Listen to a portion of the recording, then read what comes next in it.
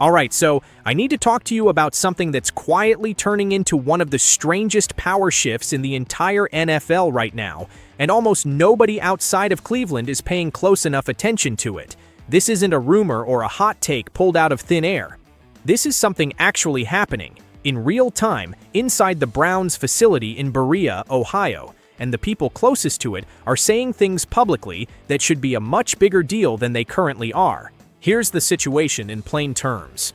There's a young quarterback in that building who fell all the way to the 5th round on draft night, then spent his rookie year watching the guy ahead of him battle through shoulder damage, a torn ACL, and finally a ruptured Achilles, and who is now, somehow, heading into camp as the single most discussed backup in professional football.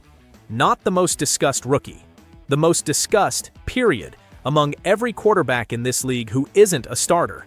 And instead of that conversation dying down as camp approaches, it's actually intensifying, because now there's practice tape to dissect, daily reports leaking out of closed sessions, and people who actually work inside that building going on record about whether Shedeur Sanders is genuinely close to taking a job the entire football world assumed had already been handed out. So that's what we're digging into today. Not Twitter noise, not lazy assumptions. The actual documented shift happening inside that organization right now, the one a lot of people are choosing to ignore because it's inconvenient to their existing narrative. Let's set the table first. Deshaun Watson enters this season as a 9-year veteran who has put his body through more reconstructive surgery than most players experience across 2 careers combined. Recurring shoulder trouble, a blown ACL, then an Achilles rupture that ended a season before it ever got off the ground. This is a man who's spent more recent time in a training room than running an actual offense. And yet, when he walked into a brand new coaching staff's first off-season program under new head coach Todd Monken, he carried the unspoken label of starter in waiting. Not because he'd proven anything under this regime, because of history, the money attached to his contract, and the lazy logic that the established guy stays the established guy simply because that's how it's always worked. That's one side of this. The battle-scarred veteran, carrying the resume and the financial weight of the franchise on his shoulders. On the other side, a second-year player still trying to shake off the shadow of a draft slide that, to anyone who watched him operate in college, never made a lick of sense. And here's where this story gets interesting, because this is the part the loudest corners of sports media have completely fumbled all spring long. Jeremy Fowler, who covers this team for ESPN, and has about as much real access inside that building as any reporter in the business, said something a few weeks back that deserved a far bigger headline than it got. He described this quarterback competition as legitimately fierce, the kind of battle that's going to stretch through every padded practice in camp and likely bleed into preseason games before anyone gets a definitive answer. Then he said the line that actually matters. Watson entered the spring as the clear frontrunner, and Shedeur has closed that distance. Sit with that phrasing for a second, because gaps like that don't shrink by accident. One guy has to be climbing while the other stalls, or slips, or simply doesn't separate the way everybody assumed he would. And what Fowler is describing, even while acknowledging Watson looks explosive again and appears fully restored from that Achilles tear, is a margin getting smaller anyway. That's not one flashy scrimmage rep blown out of proportion. That's a real, sustained trend, significant enough that a paid professional with genuine eyes inside that locker room is saying it out loud, on national television, with his name attached. And Fowler isn't out here alone on this one either. Monken himself, the head coach whose own career trajectory is tangled up in getting this decision right, said maybe the single most important sentence of this entire competition. He's seeing more decisiveness out of Shedeur. The ball is coming out faster. Now, I get the instinct to wave that off, since nobody's wearing pads yet. Fair point. But Monken kept going and said cutting out the negative plays, the unnecessary sacks, the moments where the ball sits a half beat too long, that's going to be the actual separator. Not arm strength, not flash. Decision speed. According to the man who holds the keys here, that's the entire ballgame. Now stop and really think about what that statement means for a kid who, as a rookie, got thrown into a situation that would have buried most first-year passers without a trace. Behind an offensive line that was collapsing in real time, week after week, throwing to a receiving group still figuring out timing with each other, let alone with a brand new quarterback. Inside that chaos, across 7 starts, Shedeur threw 7 touchdowns. He also threw somewhere between 9 and 10 interceptions depending on the count. I'm not going to dress that number up for you, and anybody who respects this kid's ceiling shouldn't spin that stat line into a hidden gem either. But context isn't an excuse. Context is the difference between judging something fairly and judging it lazily. A 5th-round rookie thrust into starting duty on a team that finished 5-12, protected by a line-bleeding pressure on what felt like every other snap, with zero real chemistry built with the guys around him, isn't operating under the same conditions as someone breaking down film from a press box days later. When protection collapses that consistently, even 10-year veterans start making rushed, desperate decisions just to survive the play. Now drop a rookie into that exact furnace. The interceptions tell part of the story. They don't tell the whole thing. And the people who watch every snap from snap to whistle, who track the pre-snap reads, the protection calls, the route adjustments, not just the people scrolling box scores from their couch, are the same people now telling reporters the gap is closing. This, right here, is really the central conflict of this entire story. 2 completely separate evaluations are happening at the same time, about the same 2 players. There's the outside read, built almost entirely on name recognition, draft pedigree, last season's raw stat sheet, and the comfortable assumption that the veteran obviously starts because that's how it's supposed to go.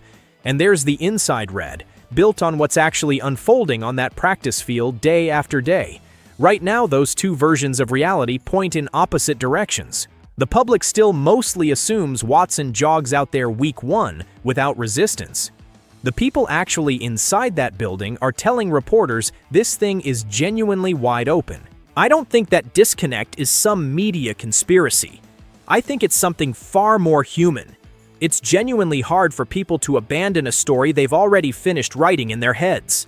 Watson got the long-term contract, has the championship caliber pedigree, and flashed legitimately elite talent before his body started breaking down. It's comfortable to assume that storyline just continues exactly as written years ago.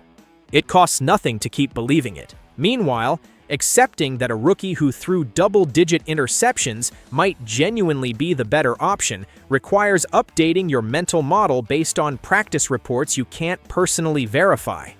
That's uncomfortable, and most people avoid discomfort instinctively, clinging to whichever version requires the least mental rewiring, even while the people standing closest to the situation are practically shouting that nothing here is settled.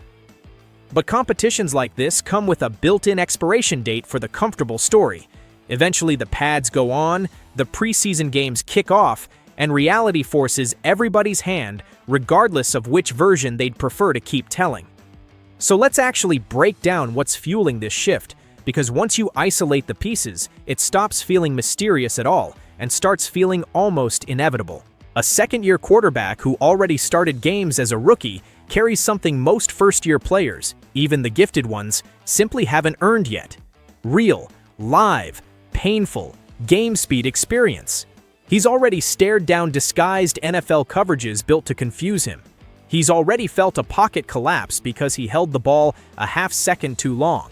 He's already sat in a film room on Monday morning watching a staff dissect a decision he made under live fire 48 hours earlier. That kind of lesson doesn't exist in a spring practice, no matter how decorated the college resume. So when Monken talks about improved decisiveness, the ball coming out quicker, what he's really pointing to is visible physical evidence of a player who got burned in real NFL games and is now actively, measurably correcting that flaw in real time. That's not projection or some scout's hopeful note about long-term upside. That's applied, in-progress correction you can point to on this month's practice tape right now. Now compare that to where Watson currently sits in this whole equation. To be fair, by every account, Watson genuinely looks better physically than he has in years. The explosiveness in his legs appears to have come back. He's moving like an athlete again, not a man rebuilding himself one cautious step at a time. That's real good news, regardless of who wins the job, because a healthy Watson at least gives this staff functional options.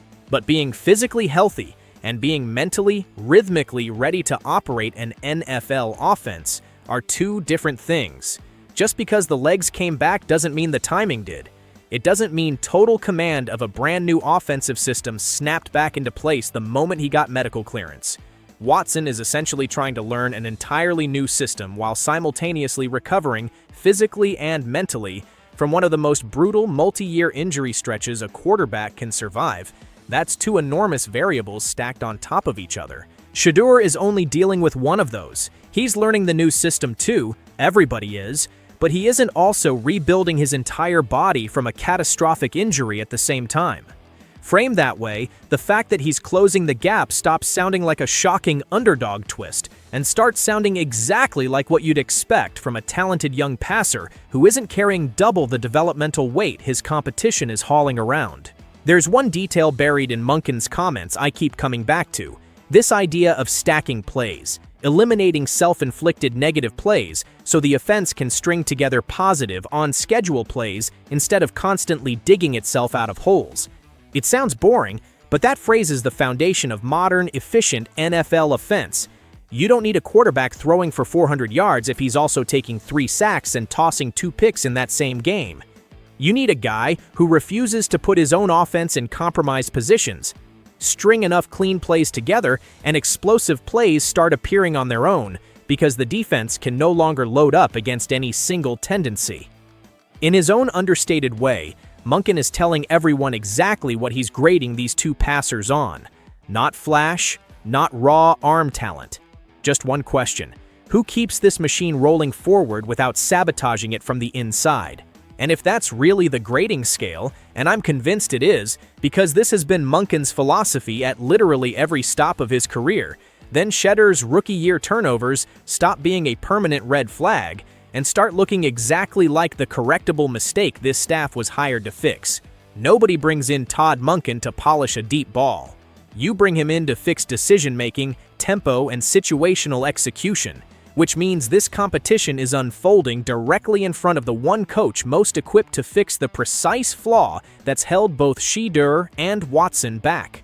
Now let's zoom out, because there's a much bigger, franchise-altering chess match happening underneath all of this. Cleveland doesn't currently hold the first overall pick, but thanks to the trade compensation tied to the Myles Garrett situation, the Browns are sitting on 2 first-round selections for the 2027 draft class, already being talked about as one of the deepest in recent memory. That fact reshapes how you should read this competition. It's not only about who jogs out for kickoff in September. It's about what this season reveals regarding whether the front office even needs to spend serious draft capital chasing another quarterback next spring. If Shedeur wins this job and performs anywhere close to what his college tape and second-half rookie flashes suggest, that alters Cleveland's entire roster-building blueprint heading into one of the richest quarterback drafts in recent memory. They could spend those 2 premium picks building around an answer they already have. If Watson wins the job and produces, that buys the front office another year of stability while they keep evaluating whether Shedeur is a long-term piece, a trade asset, or a future competitor down the line. Either direction shapes this organization for years, not months, which is exactly why insiders keep getting pulled back to this story all spring. And honestly, I think that context explains a lot about how Shedeur has carried himself through all of this. There's been a noticeable calm in how he's discussed this competition publicly, a refusal to get baited into the draft slide narrative or the contract chatter. He stayed locked into the meeting room, locked into correcting the specific issues this staff identified, locked into the process instead of the circus around it. Plenty of young players in his exact position, drafted lower than they felt they deserved, then thrown into a brutal rookie season behind a leaky line, would let that frustration bleed into how they show up every day. Instead, by every account, he's been composed and entirely focused on the work in front of him. That matters more than people give it credit for, because evaluating a quarterback was never purely about arm talent or processing speed. It's also about whether a staff trusts a player to absorb adversity without it breaking something inside him.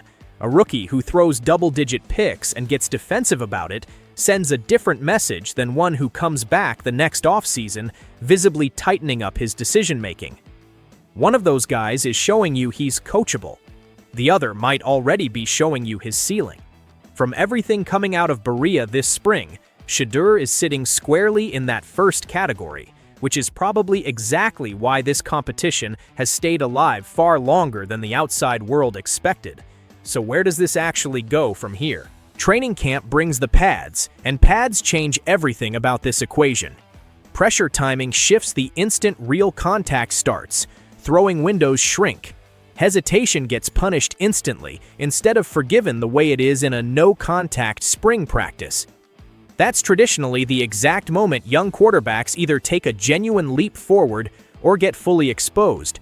And it's also where a recovering veteran either looks completely restored or starts revealing the cracks of carrying a surgically repaired body through live contact again. Both of these quarterbacks are about to be tested in ways spring practice simply cannot replicate, and I'd argue that's exactly why Monken hasn't rushed toward naming a starter. He genuinely doesn't know who his guy is yet. Nobody outside that building does. Honestly, I'd bet nobody fully inside it does either. But here's what I keep coming back to. A gap that was supposed to be uncrossable between a former first overall pick with nearly a decade of NFL experience and a fifth-round rookie who barely played a full season as a college starter is being described by the people standing closest to it as bridged. Not fully closed. Not officially decided, but bridged. That word alone should reshape how casual fans are framing this competition, because it means the ground underneath Watson's so-called obvious frontrunner label has been quietly shifting for months, while a huge chunk of the outside conversation was still running entirely off last December's headlines. I'm not going to guarantee you Shedeur walks out of camp holding the keys to that offense, because I genuinely don't know that, and anybody telling you they know it with certainty is selling you something they don't have. What I will tell you is this: the easiest, laziest story anyone could tell about this quarterback room was always going to be that the veteran keeps his job because that's just how it usually goes. And for an entire offseason now, the people who actually have eyes on that practice field every day have quietly, consistently been telling a completely different version of events instead. That disconnect, right there, is the whole story. And once the pads finally come on, and the lights get brighter, and the preseason games actually start counting for something, we're about to find out, once and for all, which version of this story was true the entire time.